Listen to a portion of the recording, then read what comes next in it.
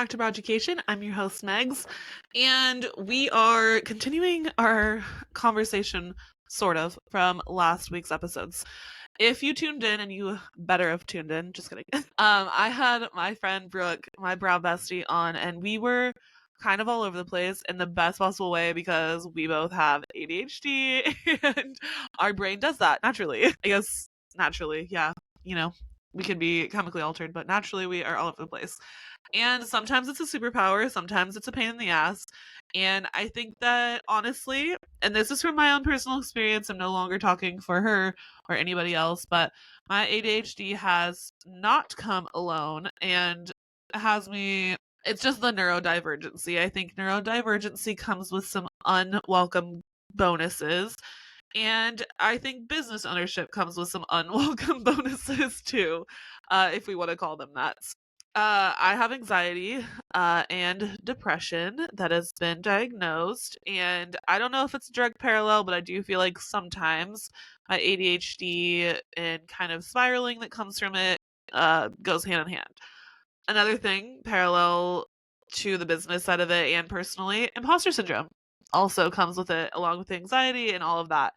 And I think expectations of myself and from outward expectations, it's kind of created these fun things that I have, and I've had to learn how to deal with.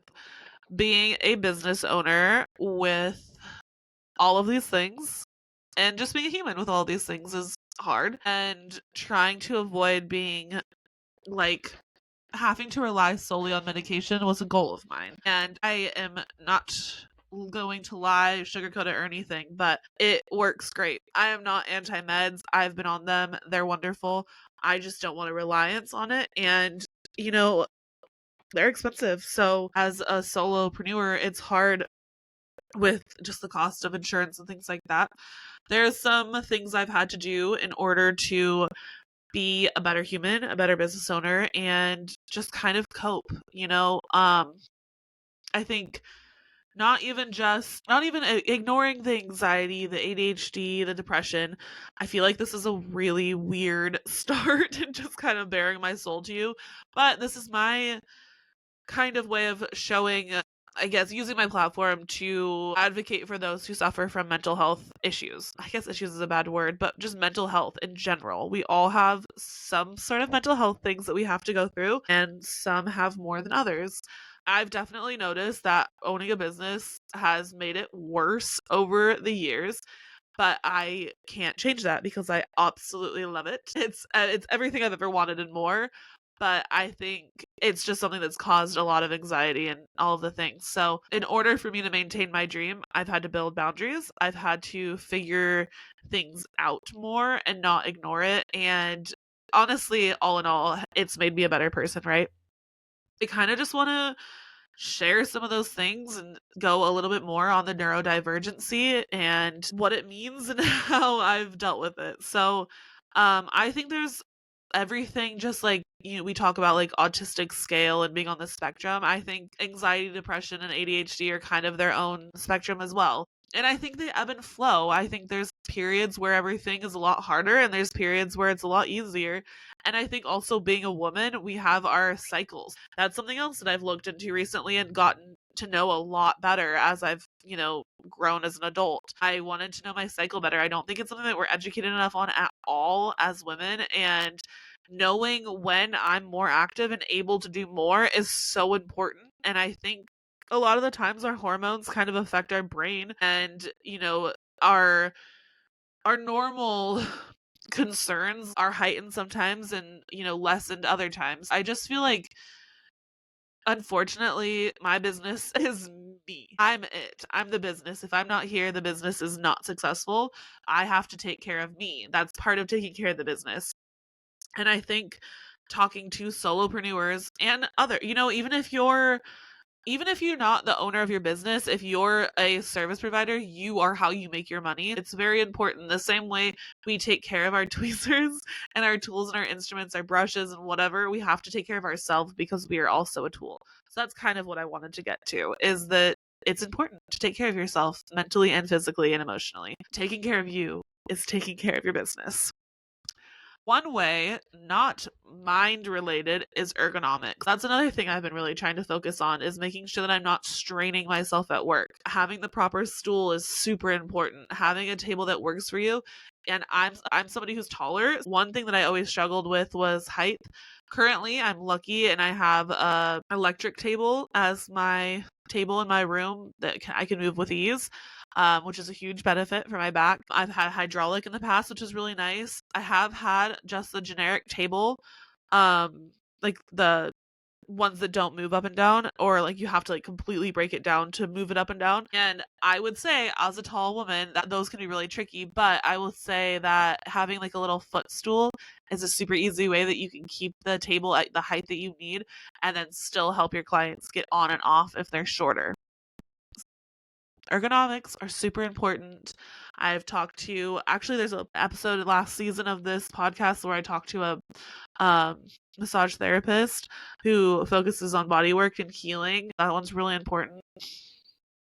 If you have any questions, go back and listen. She gave some really great tips.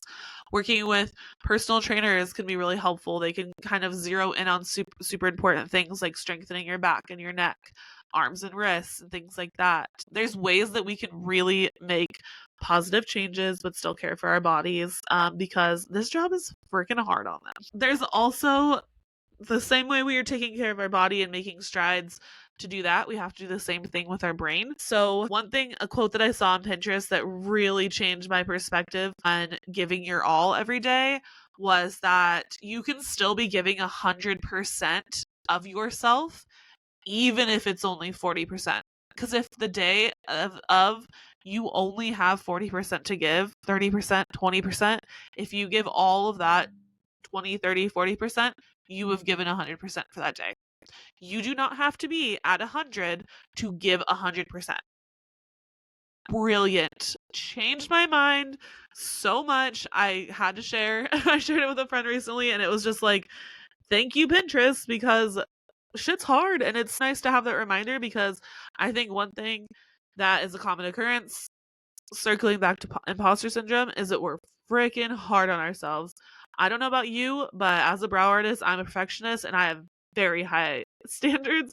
I have very high expectations of myself, and that is hard.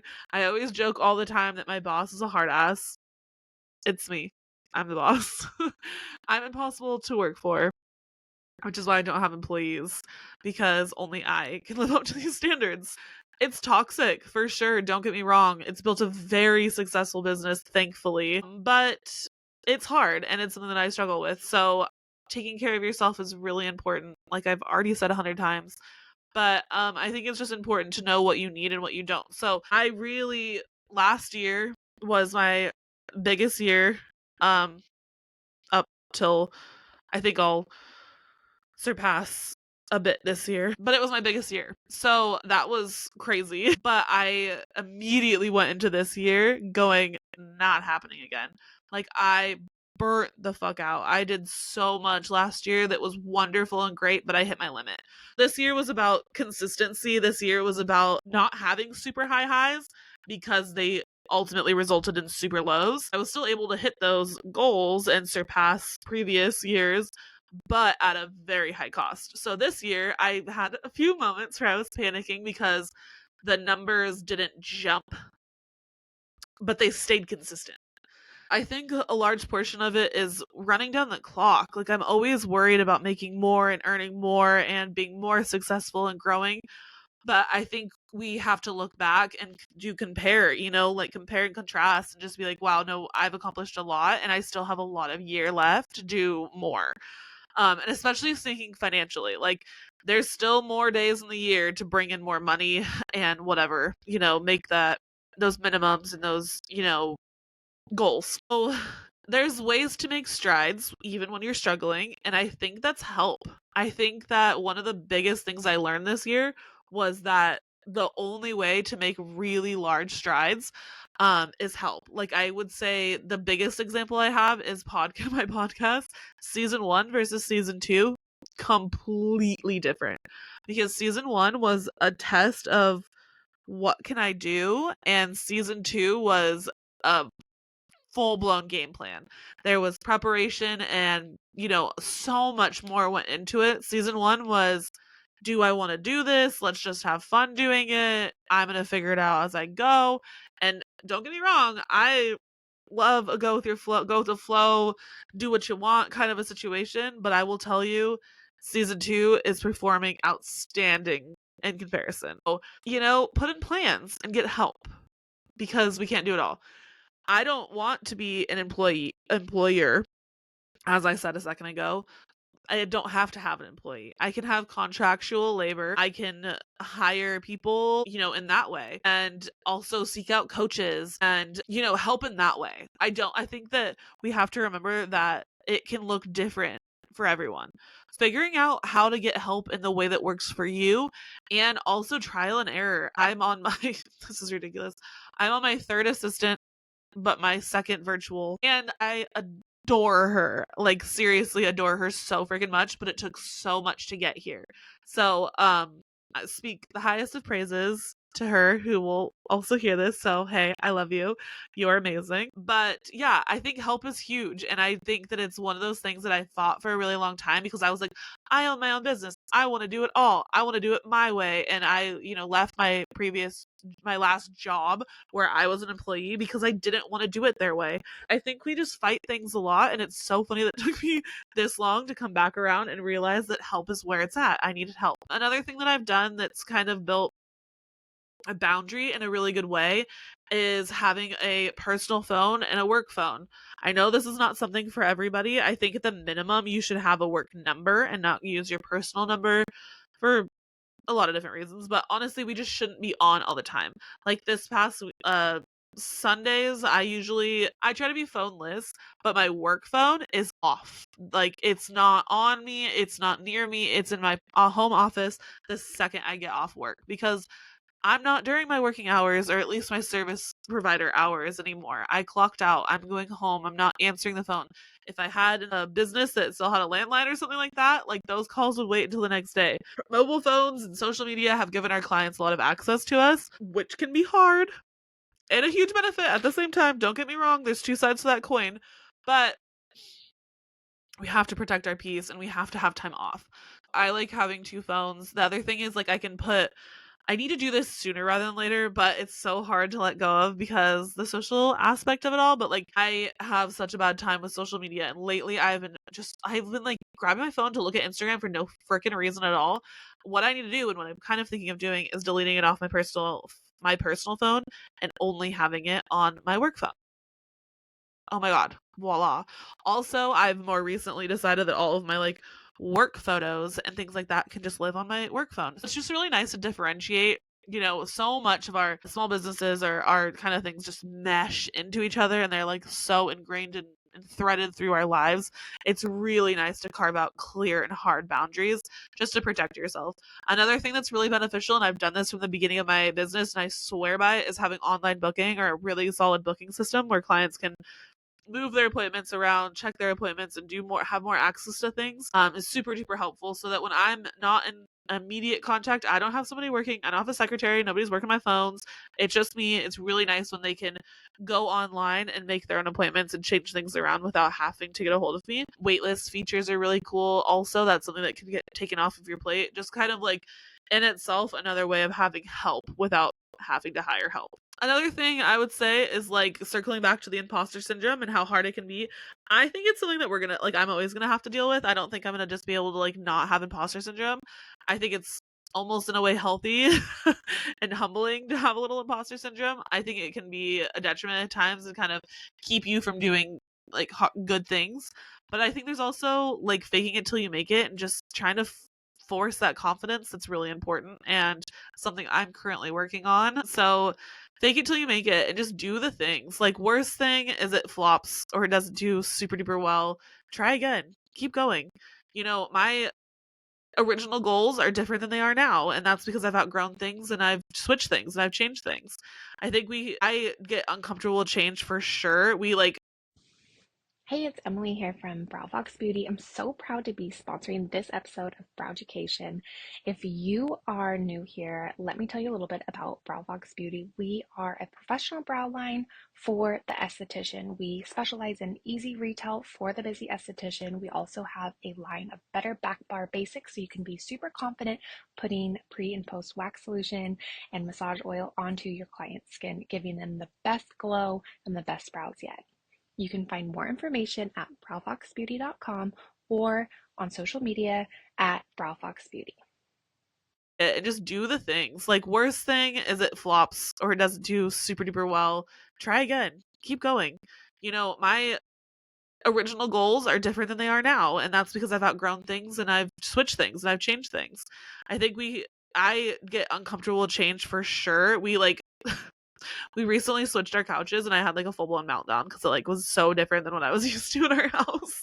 I don't like change, but it is good to have change and flexibility. And I have been talking a lot about like in my personal life and maybe a little on social media, I don't know, about auditing. I think doing self audits, work audits, business audits are really important. Just checking in with yourself and being realistic about stuff. I have definitely been unrealistic about goals and plans and things that I want to do, and it's just nice to audit, to check in and be like, that's just unrealistic. Like, remove it from the list. It's not happening right now. Could it happen potentially? Absolutely. Don't like undersell yourself, but be realistic and don't put too much on your plate because I am so bad about that. Another thing I like to do when I'm having imposter syndrome and I'm feeling bad about myself, bad about my skill level, bad about anything, I actually keep a little folder in my albums, my phone, of reviews and messages and shout outs and things like that.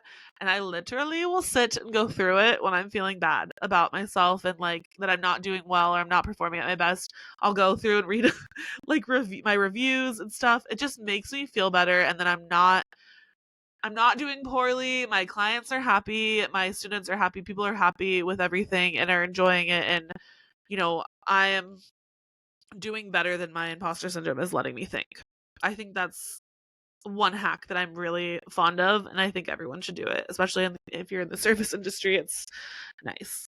Another thing, speaking of being in the service industry and the beauty industry, finding BFFs in the industry, whether they're local or virtual or whatever, like there are some people that I ride or die with, and I'm so lucky and grateful to know. Shout out to all of you. You know who you are, and I'm so grateful for you. I grow your support system. And I think for a long time I sought that out in like my friends and family, and it's just hard because I don't get it. It's really nice to talk with people who get it. They know what's going on. They're on the pulse of the industry. They're in it themselves. They're going through the same struggles, and it's just nice to have those people in your life. They definitely are in their own category, and it's so wonderful. And if you can't find any, shoot me a DM. I will be your brow BFF. Boundaries in the workplace are super important. Make sure to have hard and fast boundaries. I personally am an artist who thinks that client situations should be case by case, but I think having a structure of boundaries and policies are really important to have in place for the difficult clients that you're not really sure what to do. Hold to your guns and stick with your boundary and your policy that you put into place to protect yourself and your business. I think there's always going to be a case by case situation with a lot of those things. We're all human. Everybody's different. Every client is different. But I think when your back is against the wall and you're not really sure what to do, those policies are in place for a reason, and that's what you fall back on. Putting them in place is very important for the times when you feel like everything's kind of out of control. Also, firing the clients that make your life harder. Sorry, I'm just going to say it. Let them go. I have 100% fired a client before. It's horrendously uncomfortable, but I will not be disrespected in my own business, and I am totally fine with letting you go to find somebody. And you know what? They'll be better off for it. You're doing them a service by not having them in your chair because you don't want them there. They don't want to be there. You don't want them there. Our businesses do not have to be uncomfortable, and they're so personal. They really should not be, the same way a freaking fast food restaurant or random business has the right to refuse service, we have the right to refuse service. I do not want anyone who does not want to be there. If they're uncomfortable, I'm uncomfortable. It's just a bad mix. So fire the clients that are rude to you, that are disrespectful. You don't deserve that behavior, and they're better off with somebody else. I'm not saying shirk them off, but like let them go so they can find their person because you're clearly not you. That did not, I did not mean that to sound rude, but like you don't need to put up with that. I think this just kind of goes to the next thing that I wanted to say, and that's just aiming to grow a business full of your people. It's a safe place to work and you enjoy what you do. You enjoy seeing your people. Your face is lighting up when you check your schedule. That's my goal and it should be yours too. I want to be happy and I know you do too. These are things that you're putting in place to protect your peace, protect your client's peace, and keep your studio space, your business, whatever, a safe place and safe space to be in. I think another thing that we need to remember is not only boundaries in real life, but boundaries on social media as well. Like I just said earlier about potentially putting Instagram only on my work phone, just trying to remove the doom scrolling option from I'd rather be scrolling Pinterest and like broadening my cooking skills or something or reading than scrolling mindlessly on Instagram because it's only going to do one thing. I'm going to feel comparison. I'm gonna get robbed of my creativity. I'm gonna want to mimic stuff and not put out good content and feel like I'm not doing enough and all these different things. And that's why they call it doom scrolling. I try to make strives to remove myself from those situations and not do that. I also am a textbook workaholic. That's something else I have to work on is not sitting when I'm supposed to be present with my family and working on something else or a side project. I use an app called Opal. I love it. It is something that it's like I know that Apple has the screen time or whatever. It's like that, but on crack. You can make it harder, easier to like get out of it and change. You can specifically have the apps. You can schedule, time frames. Like mine goes off at 8:30 at night until 8 the next morning. I can't check anything, and I can like read on my phone, and that's it. So obviously, I can still like text and call. It's not unsafe, but it is just something that helps me reduce my screen time and be more present because that's very helpful for me and my mental health. Also, just social media in general, I know that half the battle is the fact that we do have to be on it, right? We do have to be on social media. We can't just be like, peace. Although I do really, really push and am myself looking constantly for a million and one other ways to grow my business, right? Like I'm working on my mailing list. I have my website, of course. I have my podcast, that I'm talking on. Can't believe I just forgot it.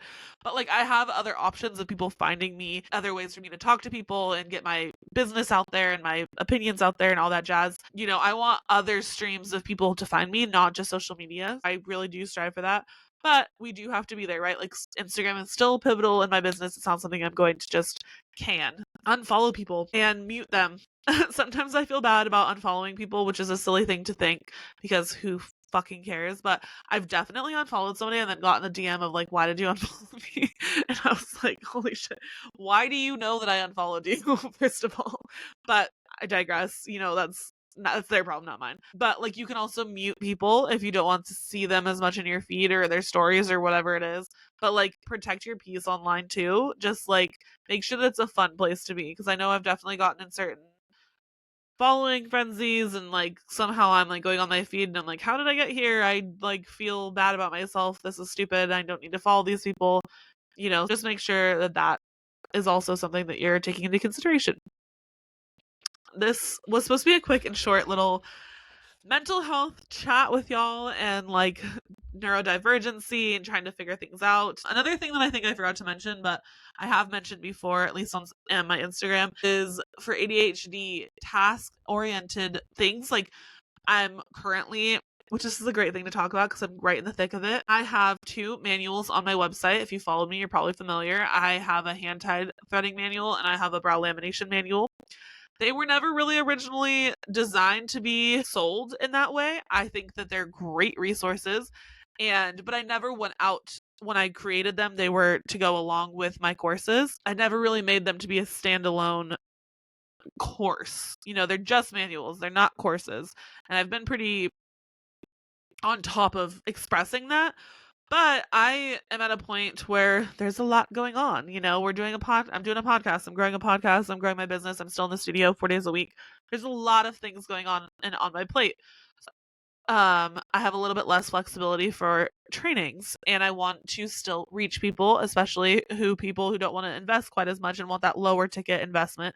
I am converting, expanding, upgrading my manuals and making them courses. So you'll be able to still get a downloadable manual. You'll still have that ebook because I love having ebooks. It's so nice to like flip through them randomly if I have a question or I'm thinking of something. I love them. You'll still get that. But your manual is going to also correlate with a bunch of videos that it'll break down into a full-blown course. These manuals will no longer be available. It will just be the courses, which I'm so excited about. I cannot wait. But that being said, um, it's a huge daunting task, right? And I have ADHD, so sitting down and focusing is very difficult for me. One thing that has helped recently is time blocking. My assistant actually blocks out chunks of time on my schedule where I have to sit and focus on the course. Beautiful, beautiful system. It's working very, very well. My first course that's going to launch in the new year is going to be the hand-tied threading manual, or the manual is being converted to the course. So the hand-tied threading method is going to come out in the new year first, and then my brow lamination method will come out after. Um, yeah, I don't know why that's so confusing for me, but anyways, I digress. Those are coming out in the new year, but they're very daunting tasks. The time blocking has been really good, where she's breaking down the focus and where it needs to be and then putting it on my schedule. I also bought this little cube that I got at like Target's dollar section. And it has 45, 30, 15-minute all around it, and you just flip it whatever time you want, and then it actually counts down. This is like the primordial or Pomodoro Timer. I don't remember what it's called. But you can also have it on like a web browser. I'll link it in the show notes. But these things are really important. I love just being like, I have 25 minutes. I'm going to stare at my computer and get shit done in that 25 minutes, 45 minutes, hour, and I have to focus. I have to sit here. And then I can flip it over and be like, okay, you get a 15-minute break. Do that break, come back down to it, do another hour, 25 minutes, whatever it may be. And it's so nice because it gives a focus. I feel like I, of course, own my own business, so my work from home hours don't exist. Like, I'm just home working, right? I can work from the second I wake up to the second I go to sleep if I have no structure. And as somebody with ADHD, I have no structure. I'm incapable of it.